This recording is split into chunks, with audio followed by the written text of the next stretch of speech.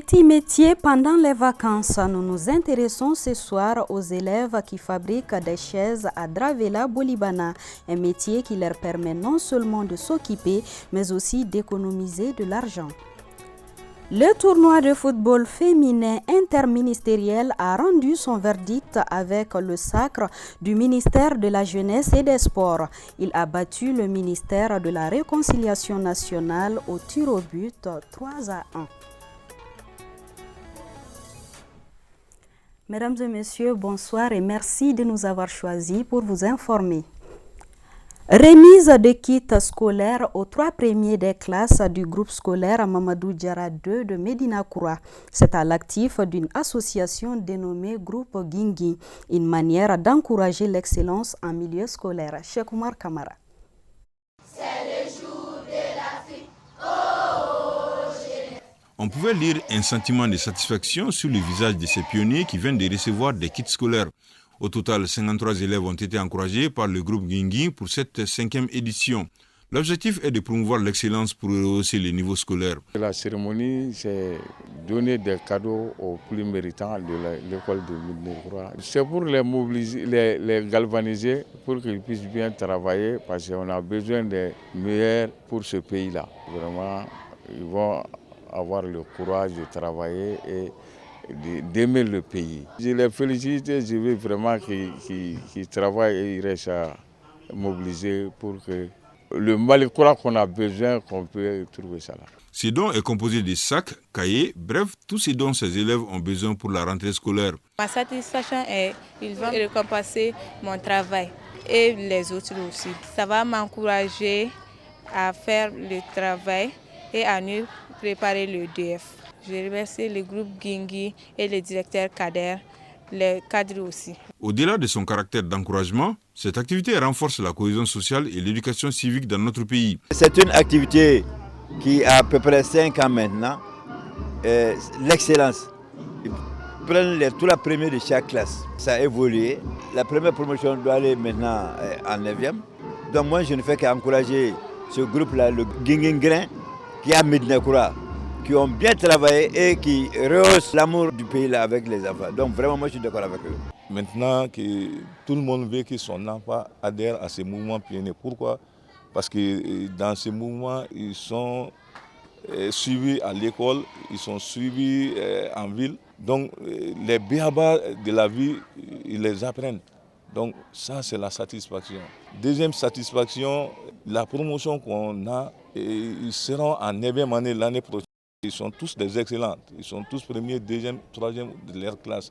Donc qu'ils continuent, qu'ils ne se découragent pas parce que ce n'est pas facile que les enfants continuent à travailler, qu'ils soient assidus et que seul le travail paye. Auparavant, une minute de silence avait été observée en hommage aux soldats tombés sur le champ d'honneur et aux parents des enfants qui ont été endeuillés au cours de l'année scolaire. Sur un tout autre sujet, dans le cadre de la célébration de la journée panafricaine des femmes, l'association d'embagnement de Doumanzana a tenu une conférence débat. Il s'agissait de parler du rôle des femmes dans l'éducation des enfants et dans le développement du pays. C'était en présence de notre reporter Aïssa Taba.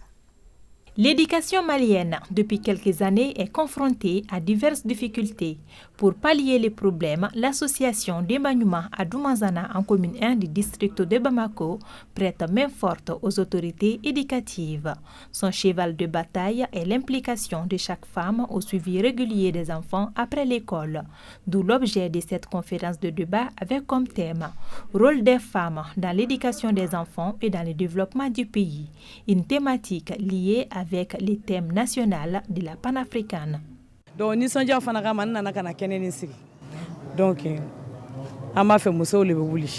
nous avons initié cette conférence suite à la célébration nationale de la journée panafricaine des femmes. Une journée célébrée en pompe avec le thème central. C'est pourquoi on a jugé nécessaire de rassembler les femmes et les sensibiliser sur leur rôle dans l'éducation des enfants. L'objectif recherché est de faire en sorte qu'il n'y ait plus de dépravation chez les enfants. Et le gros travail se passe dans les familles. Je suis très satisfaite en voyant toutes ces femmes motivées pour l'intérêt des enfants.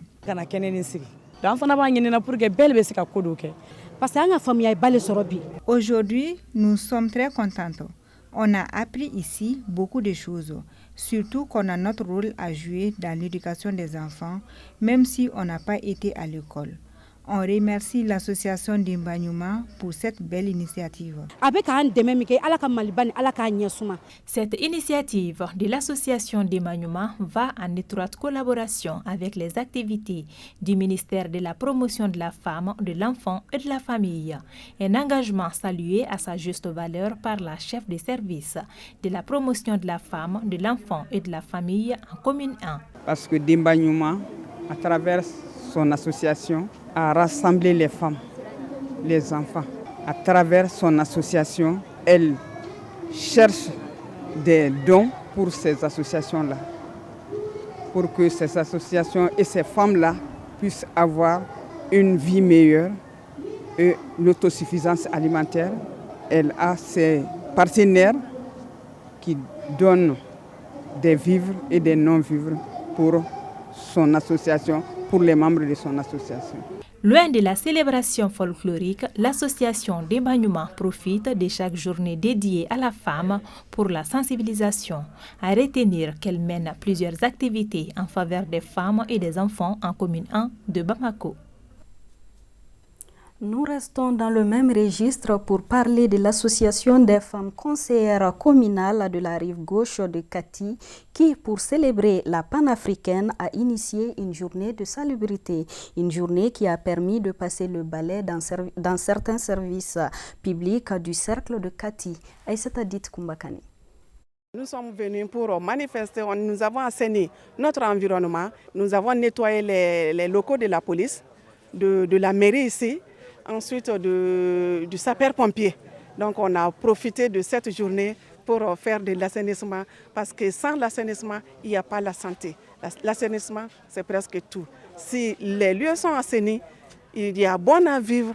Si les lieux sont assainis, vraiment il y a moins de maladies. Pour ces activités commémoratives, les femmes conseillères des communes rurales de la rive gauche du Kati ont bénéficié des soutiens des autorités de la localité. Derrière tout canton se cache une grande dame. Et le 31 juillet, la journée panafricaine des femmes est une journée qui nous interpelle tous, surtout dans la logique de Mali Croix. Et il ne saurait avoir un Mali Croix, une nouvelle vision sans ces femmes. On ne saurait atteindre la souveraineté sans les femmes. Donc nous devrions communier ensemble. C'est la raison pour laquelle j'ai décidé de participer à cette activité d'aujourd'hui. J'ai été très heureux. Vraiment, je souhaite à ces braves femmes une très belle journée panafricaine et bon courage à leur œuvre. Au cours de la cérémonie, 1 minute de silence a été observée aux femmes tombées sur le champ de l'honneur. Des tableaux et attestations ont aussi été remis au président de la transition, le colonel Assimi Goïta et d'autres personnalités. En cette période de vacances scolaires, des élèves âgés de 10 à 17 ans fabriquent des chaises à Dravela Bolibana, un métier qui leur permet de gagner un peu d'argent qui servira à préparer la rentrée scolaire. Notre reporter Mamadou Doumbia est allé à leur rencontre. Il est 16h passé de 20 minutes. Drissa Baba Samake, âgé de 16 ans, et Daouda Damele, 15 ans, sont au four et au moulin pour finir la confection de leur dernière chaise de la journée. À travers ce métier, je gagne 2500 francs par jour et je fabrique 4 à 6 chaises tous les jours. Je préfère ce métier que de me balader dans les rues. Après la réalisation de la chaise, je fais la peinture. Ces activités me permettent de subvenir à mes besoins afin d'être un peu indépendant de mes parents. Actuellement, ce sont les vacances. Il n'est pas rare de voir les ateliers de la place bondés de jeunes gens, tous venus apprendre un métier. Nous sommes à Dravela Bolibana, en commune 3 du district de Bamako. C'est ici, chez Abdraman Damele, que nos 2 élèves s'initient à la fabrication des chaises.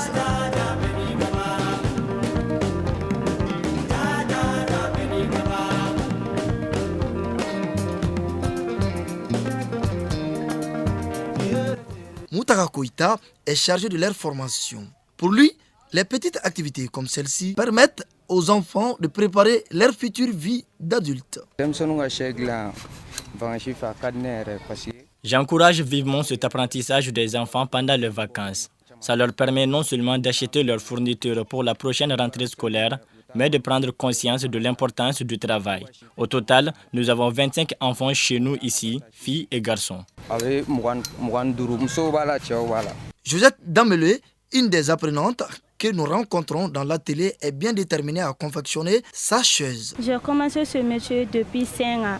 J'aide mes parents et j'achète les petits besoins. Grâce à ce métier, j'arrive à aider mes parents. Dans ce travail, il n'y a pas une distinction, mais on est tous les mêmes. Il y a des femmes et des garçons. J'encourage les jeunes filles comme moi dans le travail car le travail s'appelle. Ces adultes de demain préparent ainsi leur avenir. Et qui sait si le créneau servira peut-être de tremplin pour certains. Je vous le disais dans les titres, le département en charge de la jeunesse et des sports a remporté la finale du tournoi de football féminin interministériel. Il a battu 3-1 au tir au but le ministère de la Réconciliation nationale. La rencontre s'est jouée au stade Mamadou Konaté en présence de plusieurs ministres. Hawa Kamisoko pour les détails.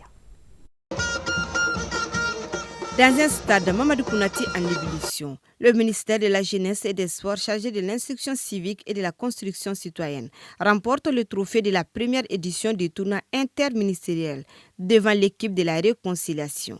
Une finale qui a répondu à toutes les attentes en termes de duel.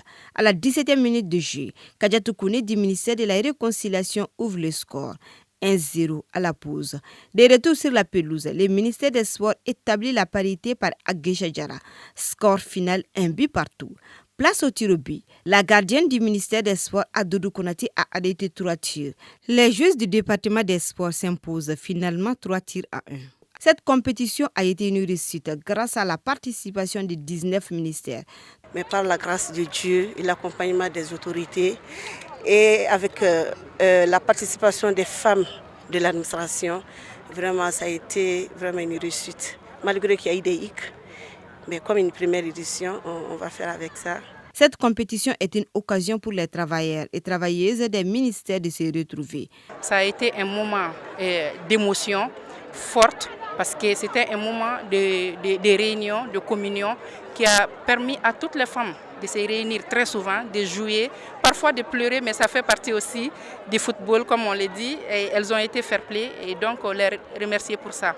Et je pense aussi que c'est une initiative qui a été soutenue par la présidence, mais aussi par tout le gouvernement malien. Donc c'est le lieu de remercier tous les ministres vraiment qui ont envoyé des équipes, mais qui ont bien voulu être aux côtés du ministre de la Jeunesse, aux côtés aussi de la marraine pour soutenir cette initiative des dames du ministère de l'économie et des finances. Le tournoi de football interministériel a comblé les attentes.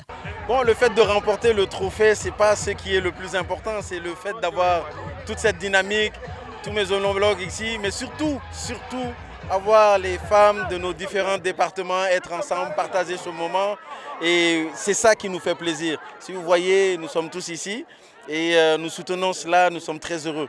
Ça unit davantage déjà dans nos propres départements les différentes femmes qui sont en train de se battre matin, midi et soir pour essayer de faire fonctionner les choses, mais également entre les différents départements, que les différentes femmes puissent se connaître et tisser davantage des liens. Et je pense que c'était un des objectifs et je peux dire que l'objectif a été atteint. Nous sommes arrivés à la finale et malheureusement pour nous on a perdu, mais je suis extrêmement content parce que j'estime que personne n'a perdu dans ça. C'est vrai que j'ai donné rendez-vous pour la finale, mais l'équipe avec laquelle j'ai donné rendez-vous, je l'ai rencontrée en demi-finale. Et comme un grand, on les a écrasés. Je me suis retrouvé à la finale avec mon homologue, mon ami, mon frère, le ministre des Sports. Malheureusement, on était éliminés sur le terrain pour ne pas dire adversaire.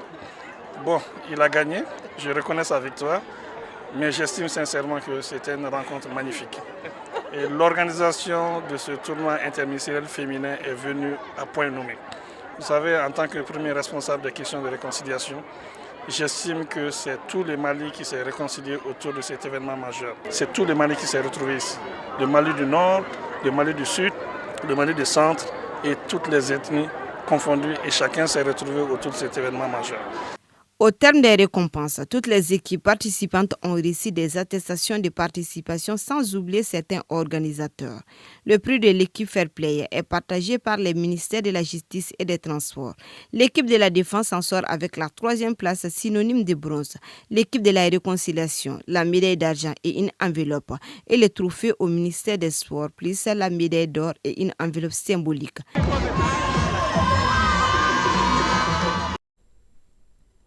Ainsi prend fin ce journal. Merci à vous de l'avoir suivi. Très bonne suite de programmes sur ORTM2.